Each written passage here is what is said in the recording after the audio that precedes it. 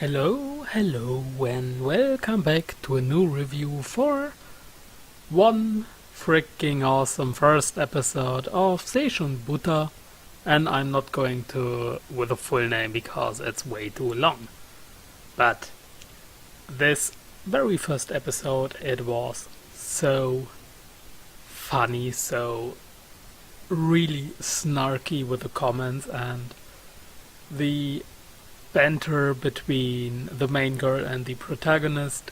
It was so spot on, and it really reminded me of both Snafu and also of the Monogatari series, because we have kinda the really great character chemistry going on, and this is something that both Monogatari and Snafu are having under their belt. But here is more to it.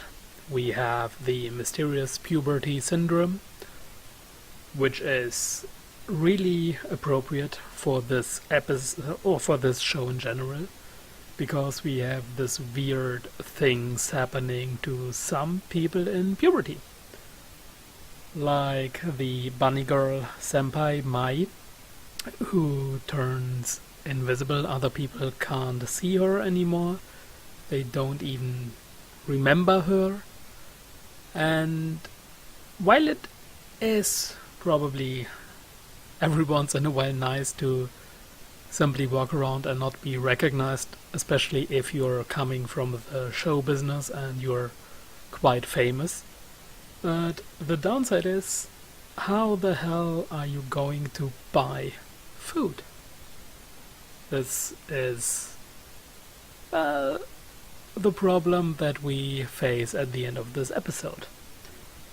Or what if you are a victim of cyberbullying, like the little sister of the protagonist, and it happened because of something stupid, aka not answering a chat message because you are called for dinner, and then some girl is pissed off and the group starts bullying you, and then when you come home, the mental damage turns into physical damage.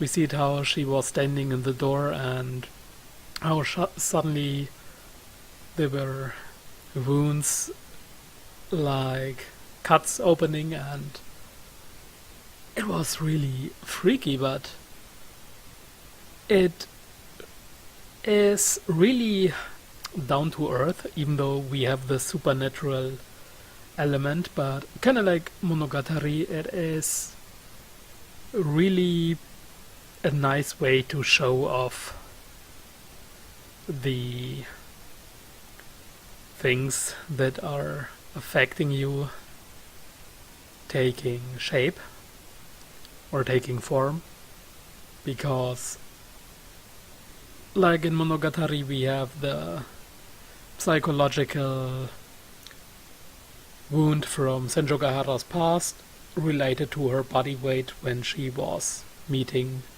the crab.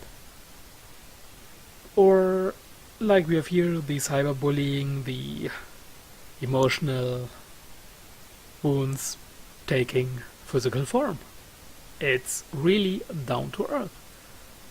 And also with the rumor going on about the protagonist who was in the hospital, and people think he sent people to the hospital, which is not the case, simply because he was the one who was in the hospital, and when he woke up he had 3 huge wounds on his chest, and we don't really know yet how they came to be or what his, let's call it, emotional damage may be.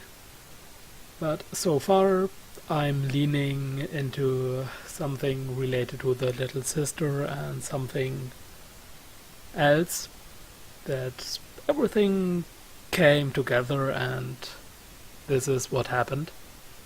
But the way that both the protagonist and also Mai can read the mood is incredible. Because Mai joined the school quite a bit later than the year actually started, so groups already formed and she's just keeping a low profile, just like the protagonist, because, well, thanks with rumors. But keeping a low profile doesn't mean that he isn't blunt and he is not saying what is on his mind. So he was talking with his one friend, and then during the lunch break his girlfriend came around and she was really like, yeah, can you stop talking to my boyfriend, because his reputation will go down, and because you're a loner, you're this weird guy, there are the rumors about you, and this really can't happening. And his answer was like, just like your reputation because you're his girlfriend, and why the fuck are you even that irritated? Are you in your period or something like this? And it was so spot on, because it rather feels like this is something someone around this age would actually say. He wouldn't think twice about what he says, he's just saying that what is on his mind. And fight me, but everyone who went through puberty, who went through school life, you said so many things that you didn't think about before you said it. We all know that happened, especially with situations like these, when someone was coming to piss on your leg and you're just, bam, answering like this. I did it. A lot of people did it. Does it mean we're assholes, we are mean people? No, but we were basically kids at that time, so who cares? This is something that people go through, and I'm really interested to see how this show will continue, especially with the pacing, because I took a look at the novel illustrations, and the final scene of the episode with Mai waiting outside of the apartment of the protagonist, it looks around halfway through volume 1, so based on the episode count and also based on the movie they are doing, which will cover, according to my anime list, volume 6 and 7, and it is listed as a sequel. So yeah, I would say we will get 5 volumes covered in this one, which is rather fast-paced in my opinion, but well, who knows, maybe it will work out. I mean, Snafu was fast-paced as well, they covered 5-6 volumes per season, but it was still a freaking good anime, so if it is like this, then hell yeah, I'm in. And I really do hope the light novels will get licensed and published in English, so that I can read them. Even more books to empty my wallet. Damn it. But yeah, I would say that's it for now, so as always, thanks for watching, and I hope I will see you guys next time as well. See ya!